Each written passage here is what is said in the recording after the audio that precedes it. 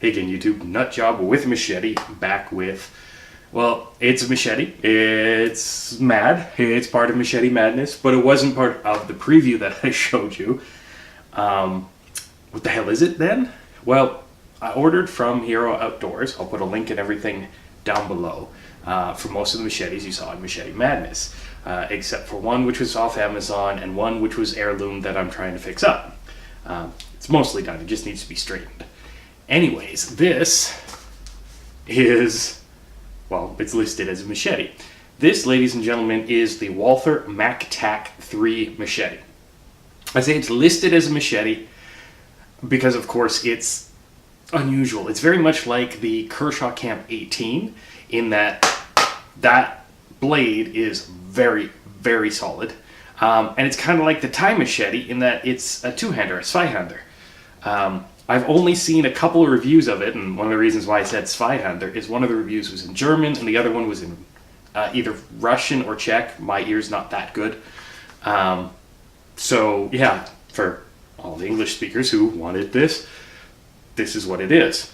I took a look at the MachTac 1 and the MachTac 2, and they were both...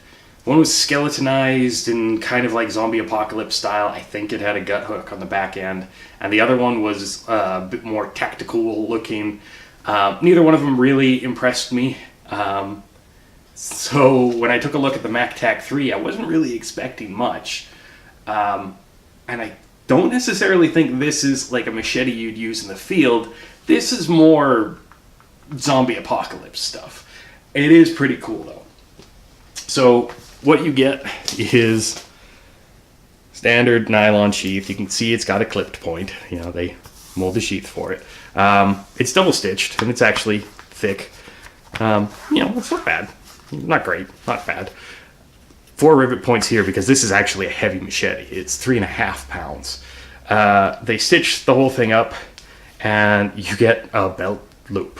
Now, I can't really see it as a belt loop because this thing is... Well, it's like 30 inches overall, and right now it's dangling down just below my calf. So it's a little bit long to stick on a belt, but I don't know, maybe on a pack or a baldric. But yeah, there's the Walther, and I think, I'm not absolutely positive, but I think that that's the same Walther as in the PPK and so on and so forth. So yeah. Double snap retention, and you need that because of course if this thing tips out, it's coming right out. Now you can kind of see it's riveted here. I'll talk about that in a minute, but a slide. I actually have to come all the way back here to show you the size of this thing. 19 inches of steel. It actually goes to just above the handle. 19 inches from there to the tip. The handle's 11 inches, and this cutting surface from there all the way up there as a straight line down the spine is 13 inches. So effective cutting surface a little bit longer than that. And yeah, I know it's Mall Ninja stuff, right? Like it really does look like it's Mall Ninja, especially considering it's not like a full tang. If this thing was a full tang, this would be heavy as hell. But it's riveted. Wow, it's actually riveted / bolted in place. It's actually really securely bolted in place. These are Loctited in. I didn't have to do that. They did it. And the steel that they did is thick. Very, very thick. They did a spine grind here. And then there's a little bit here. I think this was to adjust the sweet spot down a little bit. And then spine grind up to here. And then swedge on a clip point. Now it kind of has a clip point almost like a Bowie style knife, but it's not a knife. I'm not honestly sure what this thing is other than a hell of a chopper. The handles are actually, well, the handle, sorry. They've got it in 2 sections, so you can use it as a one-hander and get really good balance. And it's plastic spine with rubber check grip, and this is actually a really good grip. And the spine sits in the hollow of your hand, just by your thumb, so you can actually get purchase and control. I thought round handle was going to make it really hard, but not with this. Bottom part, spiral rubber. And that actually does make it more comfortable for the second hand for a two-handed cut. Now, it's heavy, 3.5 pounds, like I mentioned, but it has a hell of a chop to it. Even if you're just doing it one-handed, and yeah, like it's 3.5 pounds, so it's heavier than anything I got from Iranic, but it's not bad. I mean, that twirl's kind of light. Kind of makes a nice little swoosh, swoosh noise when you're doing that. But it will tire you out if you do that too much. I've been testing and chopping with it for the last hour or so. And yeah, I'm a little bit sore and a little bit tired. But I think when you see the test, you'll see why I think it's like a giant chopper. Screw it, you know what? Let's go to the test. Did a quick meat test. I didn't cut all the way through. My cutting stand is kind of frozen to the ground right now, so I'm trying to think of a couple of other ways to cut meat for you guys with big things like this. So this is my first test, and I was a little worried about putting the MachTac into the steel bar. You know what? Let's shut up and let's go to that.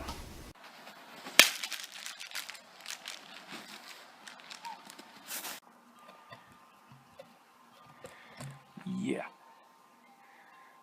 that'll work.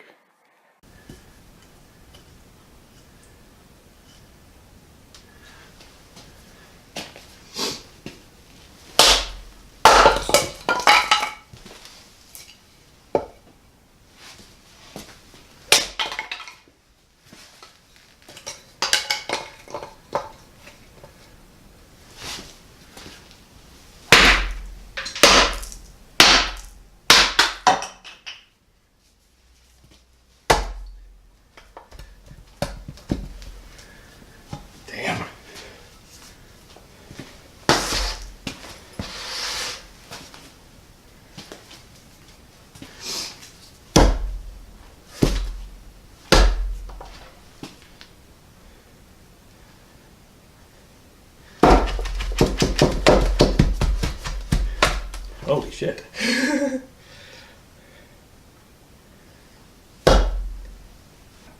Now, with the meat test, that was more of a snap cut. I think I was doing it one-handed, if I remember, and it just kind of went right through. There was no real resistance.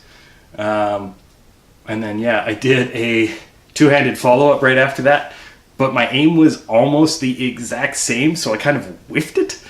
So whatever, I didn't show that part to you guys, but you saw the gaping cavity that this thing caused. So yeah, that might be how I try meat tests in the future, hanging from a meat hook.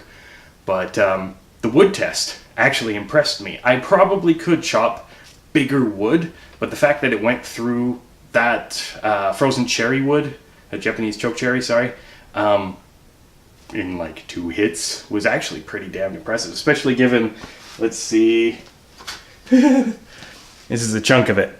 Big fat knots in it. So yeah, actually impressed the hell out of me. But you can see why I call it a chopper. I don't think I'd be taking this thing in the bush. I mean, if it was the only thing I grabbed, okay, maybe I could use it kind of like an axe, kind of like a machete, kind of defend off whatever. Oh god, I just started thinking about spear hunting with this thing, and that would just be stupid.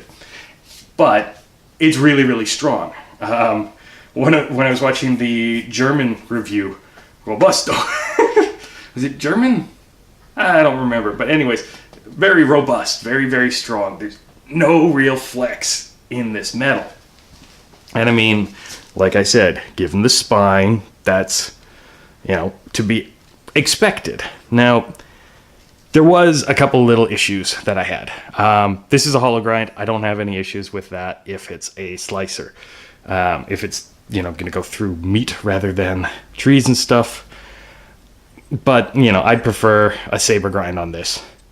But it does have a decent edge. Now, you can hear it's still kind of sharp.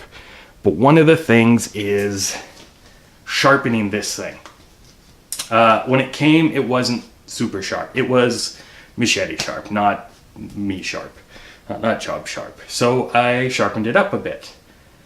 You have to be really careful how you sharpen this thing. Don't go really, really aggressive with your stones. You know, if you're going to use the kind of stone you'd use on a machete, you're going to get nicks, really bad nicks. And that's what I had. Might be able to show you some of them if I can get close enough.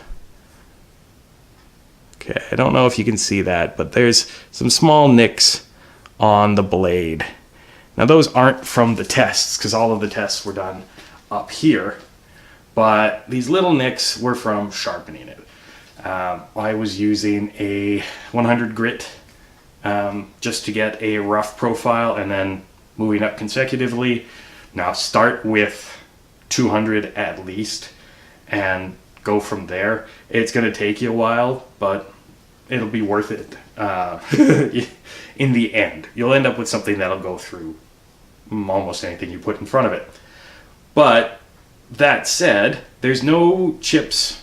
Like that nick I kind of left to show you guys, and I left it in a very obvious spot. Spine marker to show me right where it was. There's no nicks up here from whacking the wood, chopping through it, splitting that side piece, going through the meat, stabbing into it. There's no damage to this. So it's just be careful when you're sharpening. Yeah.